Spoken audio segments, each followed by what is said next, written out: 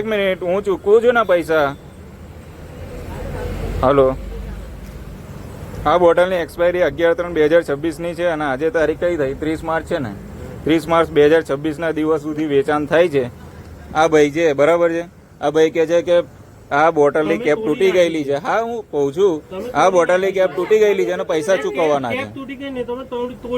Cap તૂટી ગયેલી, હા, કેપ તોડી છે અને એના પૈસા ચૂકવવાના છે, બરાબર. અને આ પ્રોડક્ટ આજની તારીખે 31-30 માર્ચમાં વેચાણમાં આવે છે.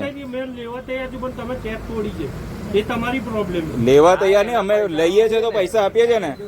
ના જોયું હોત તો અમે પીવો જ ને. ભૂલ કોની છે? ગ્રાહકની છે કે અમારી છે? અમારી છે. તમે એક્સપાયરી ડેટ વાળું વેચશો તો ગ્રાહક લઈ જાય, ગ્રાહકની ભૂલ છે. એક્સપાયરી ડેટ વાળી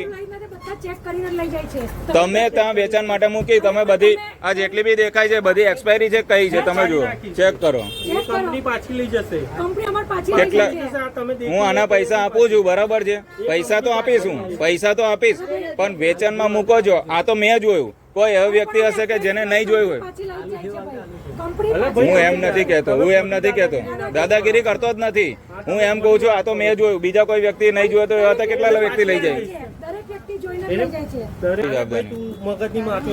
ઓ ભાઈ, હકની રીતે વાત કરો. શું કરી લેવાનું? એક મિનિટ. ખોટી વાત કરે. હું પૈસા આપું છું ને. 10 રૂપિયા લીધે યાર. પૈસા આપું તોડી છે ને. હા, હું કહું છું ને તોડી જાઉં. પૈસા આપું છું એના બી. તમે જે દાદાગીરીથી વાત કરો છો એનો મતલબ શું છે? કોને બોલો? તને બોલું છું. એક મિનિટ બરોબર. એક મિનિટ તું ઉભો ને ભાઈ, ઉભો રહે. એક મિનિટ તું ઉભો રહે.